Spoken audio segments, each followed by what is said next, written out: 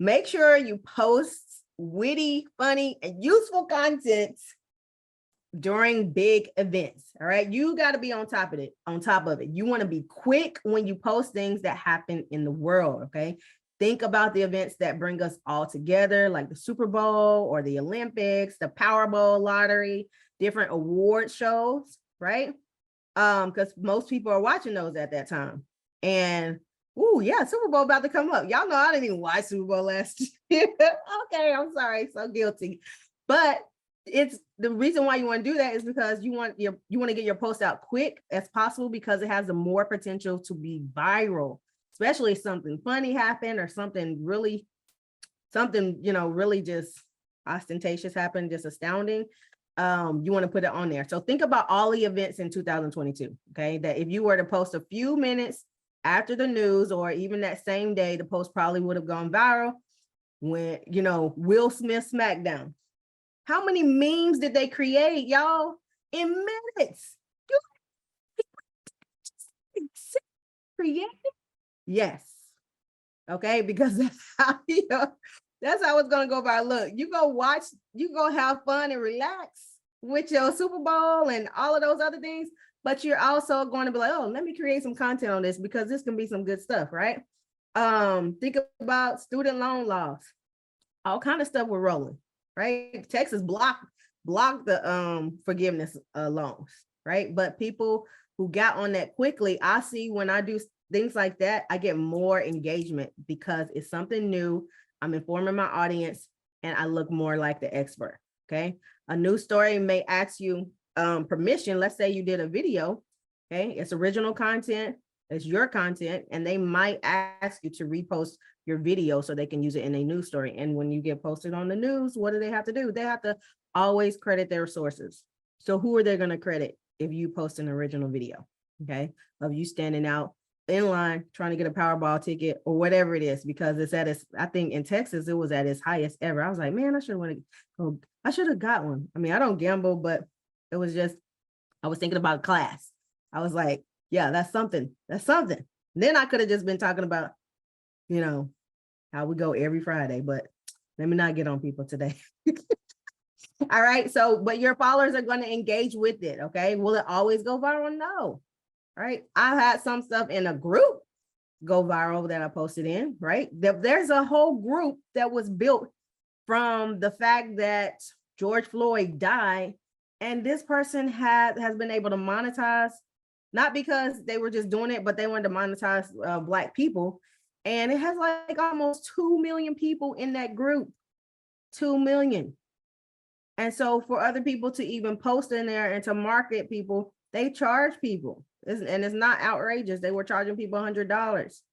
And so, I mean, that's amazing. And it's just for African-American people. That was the target audience. All right. But you can when you're posting, okay, with these big events, make it funny. Okay. Make it a useful tip.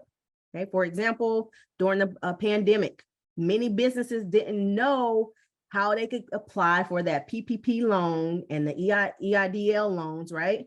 And business consultants who knew how to do all of that, they were quick. They found work, they found a workaround, and they were able to help others get funded, but they were funded themselves because they got new business, they got new sales to come their way because they were quick with the news and they came up with a strategy on how to help people, right? So if you can do this for your industry related content, that's even better. How could you have made, like, anybody like, oh, you got a gym?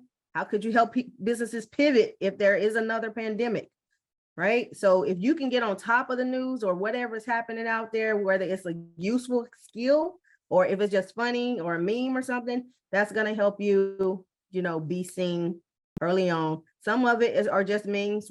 Remember, your memes, you're just getting it for the engagement. So now people are going to see the rest of your content, okay? At least for a little while until you engage with them again, all right? Now, I have a little bit of hard time with being witty and funny. I can be witty and funny, but I have to really watch myself because I'm an educator. So I got a lot of dark humor. And I can't just say dark humor because I'm not trying to tick people off, right? It's our personal brand. So we got to be mindful. We don't want to stay away from some of the the posts that separate us, like, religion, race, sexual stuff, politics. Now, if that's your brand, that's totally different, right? Like some people have brands that, with toys and stuff like that. That's totally different because that's part of their brand. But if the post is geared to separate people and to cause animosity and stuff, that's when you go on brandyourself.com, they're going to be like, oh yeah, you need to take that down. If we got the N word in there, that's too controversial. They're going to tell you take it down. Okay. If you've been on that brandyourself.com, they will tell you clean it up. All right. And I'm not shy about talking about political things. I'm not very political, but even though everything is politics, but yeah. So be seen or see and be seen. Okay. Go see other people and be seen. This is mandatory. It's also going to be hard for you introverts and people who just want to stay in the house since COVID. I feel you. Hashtag your girl feel you. Because my favorite place to be, y'all know that when everybody asks, what is your favorite place to be? My favorite place to be is home. No, I don't want to go to Fiji. I don't want to go anywhere, even to the ancient. Let me read about it. I'm going to be good. Show me some good pictures. Send me a drone. I'll send it over there and take some good pictures and I'm going to be good. Okay. But unfortunately, to position ourselves as an expert and to level up our personal brand, we are going to have to get out the house, attend conventions, conferences, and local events. You got to do it. All right.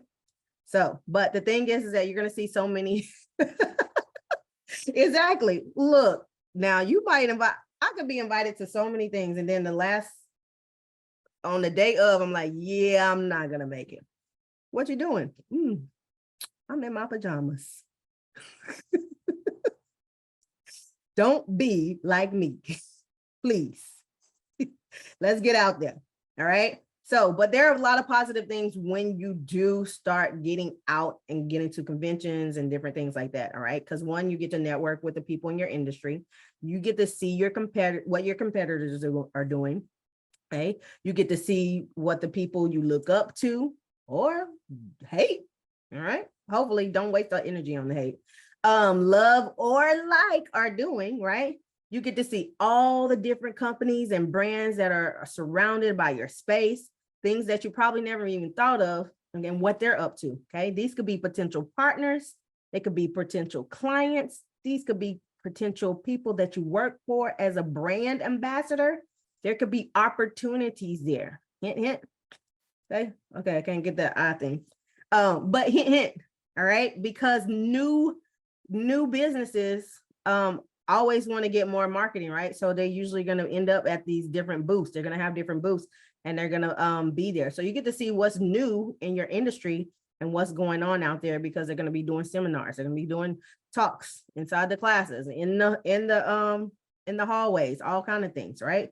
So you get to meet anyone you want to pretty much at these events because it's all free game. They're there. We are there to network. So now I'm almost looked at as on the same level. I can go up to the speakers. I can talk to, different people in the industry without feeling like the little man, right? I can make myself look like the big man